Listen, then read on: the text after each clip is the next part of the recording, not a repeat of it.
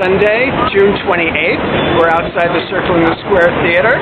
It's 11:08, and the Norman Conquest Marathon starts at 11:30. We're going to be seeing all three shows today, and I'll be reporting as the day goes on. We're very excited about it, and happy Gay Pride Day. Hi. Well, we've just seen the first act of the Norman Conquest called Table Manners, and we just loved it. I swear for the first 40 minutes, all we did was laugh. Alan Ayckbourn is such a great writer. He writes comedy and personal tragedy and human confusion in his 6 characters. As you know, the Norman Conquest is going to be 3 plays, one taking place in a different section of a home, and this one was in the dining room. Hysterically funny, the cast was brilliant, and I can't wait to see the next 2 acts.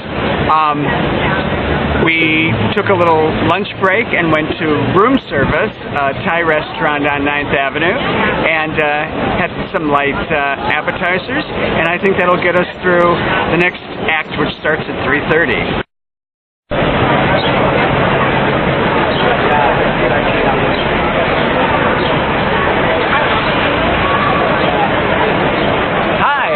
We're back.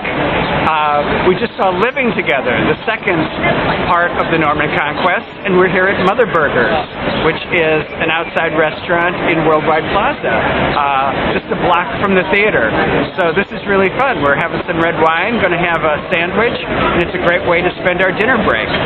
So Living Together, as I said, is the second play in the cycle of the Norman Conquest, and it takes place in the living room.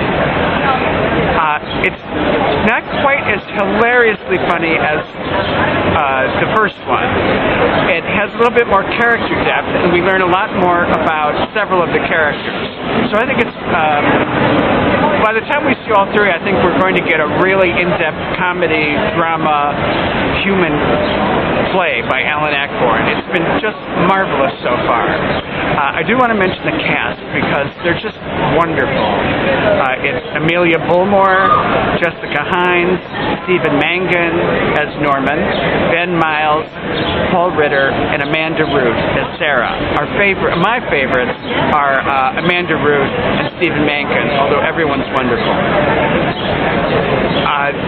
As I said, this one's actually a little bit more dramatic, and you get a few more levels of the characters. A couple characters come off, you get a little bit meaner and nastier sides in this play.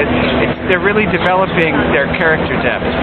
So we're going to have dinner, and then we're going to go off and see the third part at 8 o'clock.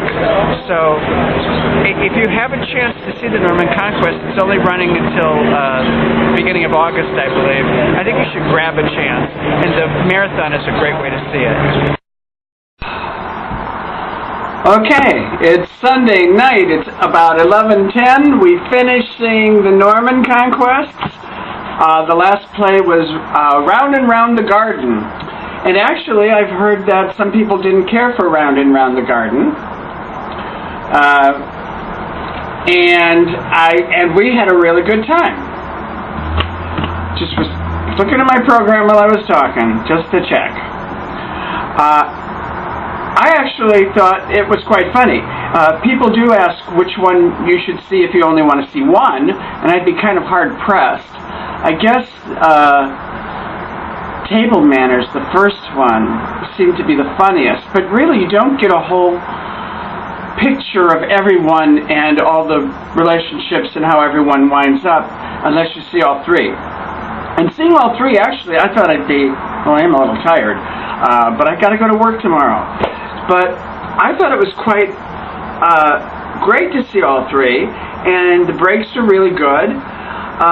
We had a really good time. And I want to say Matthew Warchus, who directed it, won the Tony for God of Carnage, directing God of Carnage. He was nominated for both God of Carnage and Norman Conquest. But I think that Norman Conquest easily was better directed.